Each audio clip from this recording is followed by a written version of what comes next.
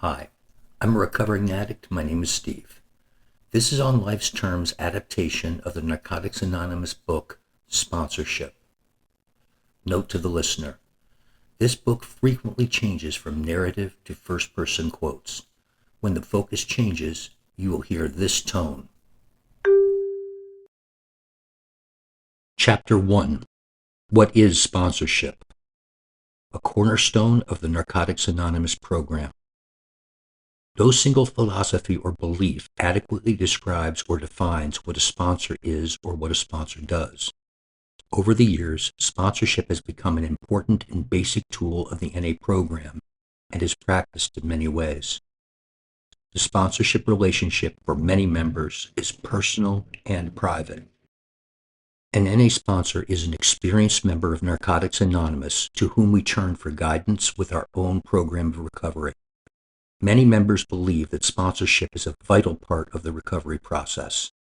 Along with the 12 steps and 12 traditions, sponsorship is considered one of the cornerstones of the program and the NA way of recovery.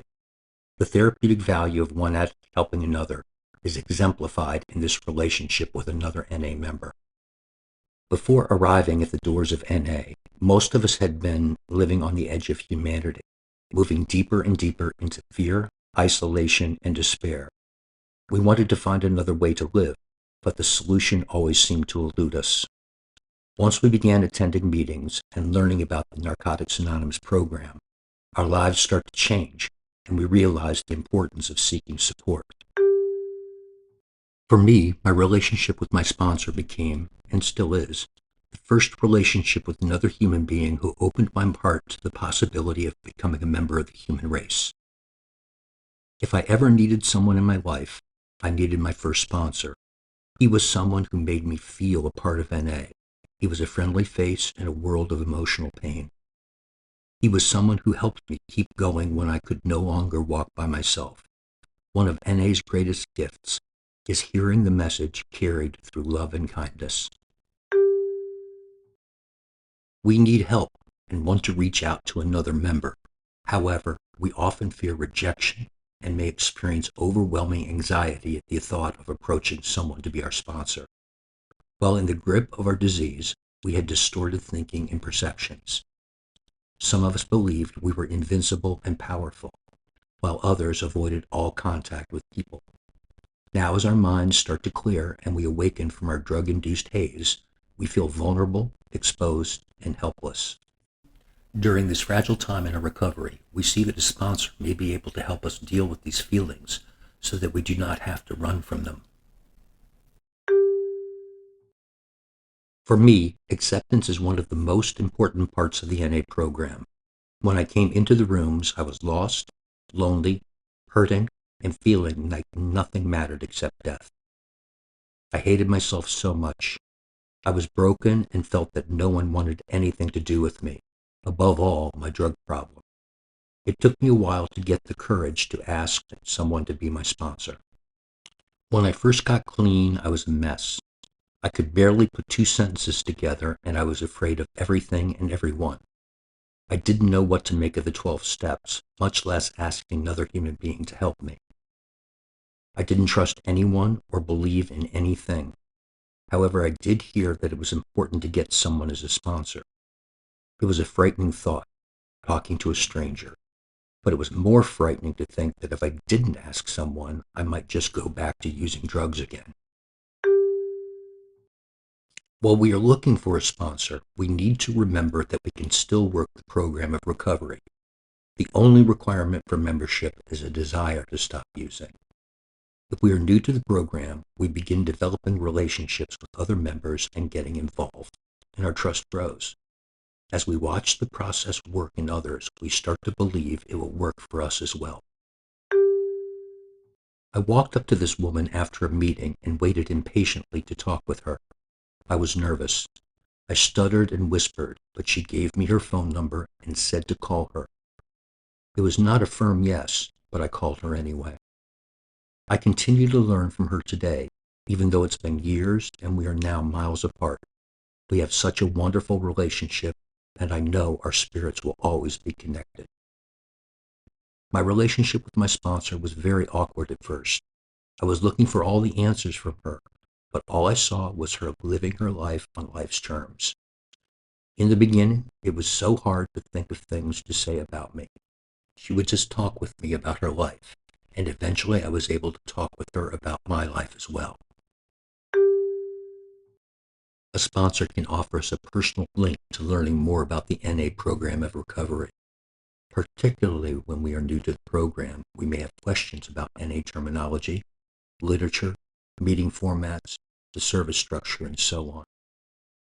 If we got clean in a treatment center or other institution, a sponsor can help ease the transition to the outside and clear up any misunderstandings we might have about the differences between treatment and NA.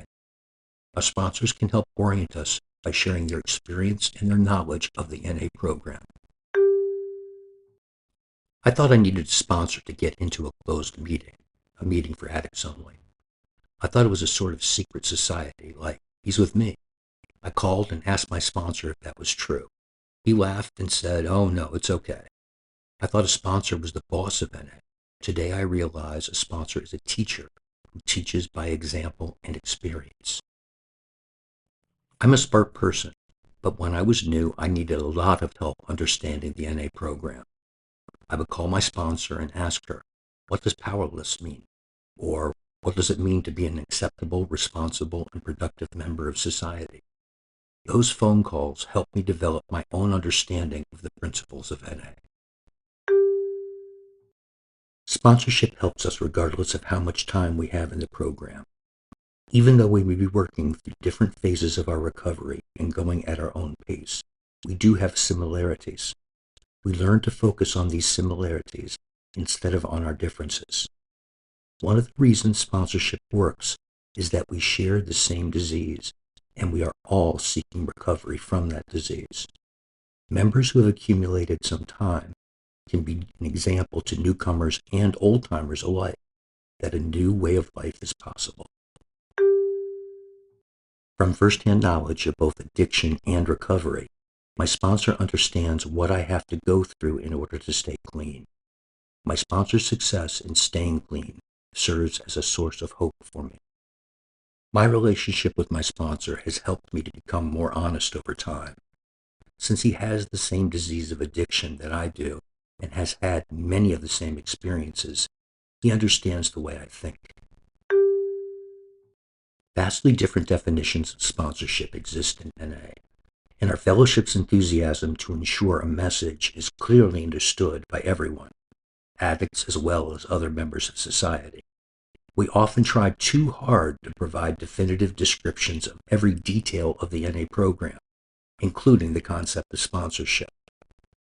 The beauty of our program is we each can have a personal understanding of the sponsorship relationship. The spirit that energizes and enriches Narcotics Anonymous is found in our unity through diversity. Regardless of the differences in our practices, the foundation of sponsorship is one of the selfless service, willingness, and a commitment to guide and share a recovery journey through the 12 steps, 12 traditions, and 12 concepts. Not only is my sponsor a guide through the steps, but he is someone who helps me see myself for who I really am and who I can be. My sponsor seems to know my motives often before I even understand what those motives are. My sponsor does one thing for me that I will entrust to no one else. She guides me through the steps of Narcotics Anonymous, plain and simple. We are not best buddies. I don't go out with her or go over to her house all the time.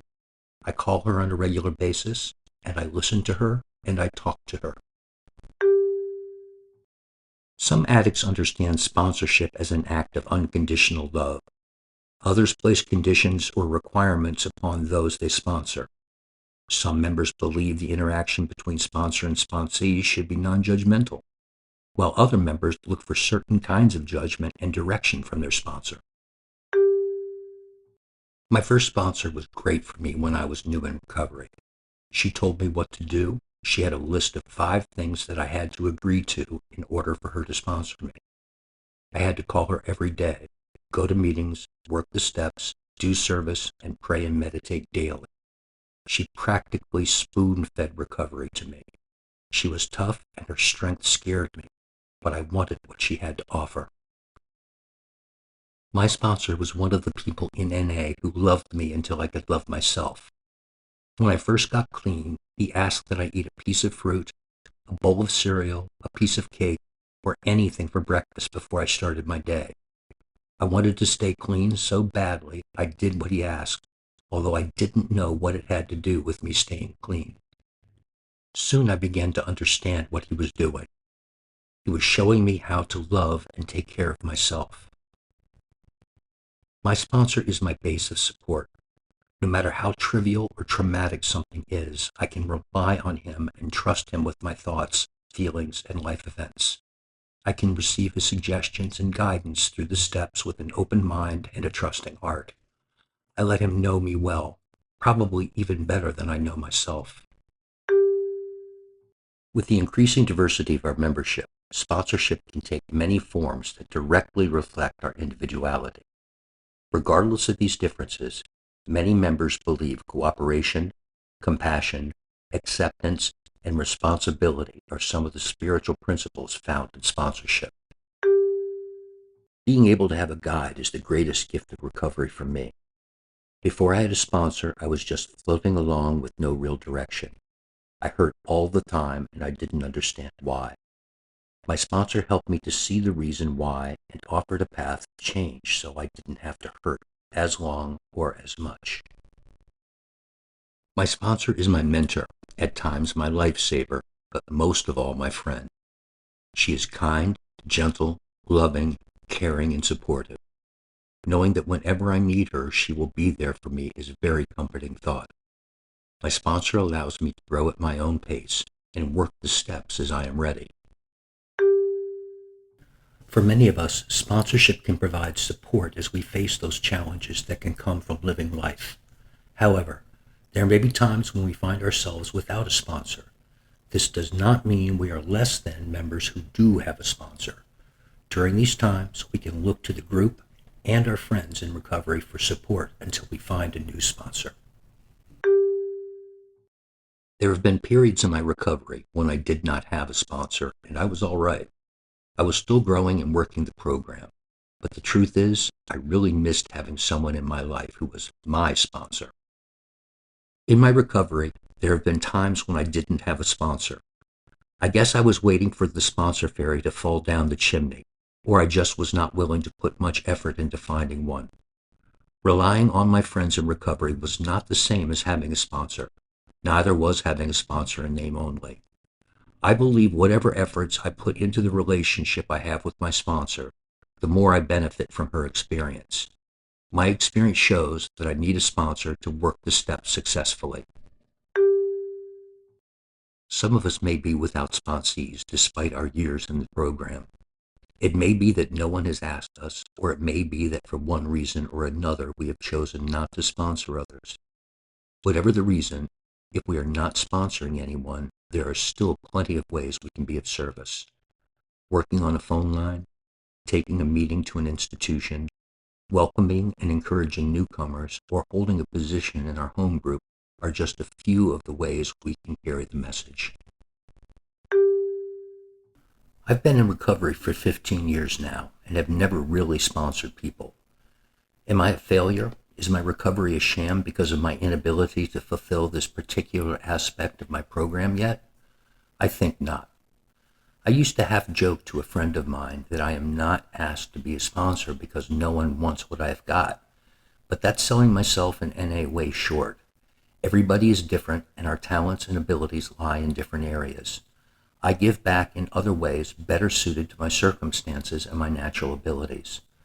I do a lot of service in NA, and I've been and continue to be that person who believes in me and wants to help me in my recovery to many friends in NA who I love. Narcotics Anonymous continues to grow and reach diverse communities around the world. Some of these communities are geographically isolated from any established NA communities. Others may face particular legal or cultural challenges to meetings or the principles of the program. As our fellowship diversifies, it is important that we allow members to adapt the NA program to fit within their communities. In the early days, I was the only clean woman in my country. In desperation, I entrusted someone who traveled and knew me well to seek out a sponsor for me. It worked. My sponsor's letters would always seem to arrive in the mailbox the days I most needed them. It was the best meeting by mail. The woman I asked to be my sponsor was visiting my country for our annual convention. She works the NA steps. She is practical, secure, and I love her. I've been working the steps with her, studying her language and practicing faith in God, people, and myself. When I visited her last year, I shared my 5th step with her. Luckily, we knew someone in the program who could interpret for both of us. I'm now working on my 7th step, and I'm writing it in her language. This is the end of Chapter 1, Part 1. NA sponsorship continues in Chapter 1, Part 2. I'm a recovering addict named Steve. You can download a full PDF version of sponsorship at this address or by following the link in the description below. To purchase a copy of this book or for free literature and to find a meeting in your area or online, go to na.org. That again is na.org. Please help me to carry the message to the addict who still suffers by liking or commenting on this video and subscribing to this channel. Even more importantly, please share this video with other addicts that we may reach as many as possible. Any feedback or suggestion you might have would be greatly appreciated. I can be reached at onlifestermsvid@gmail.com. Again, that is onlifestermsvid@gmail.com.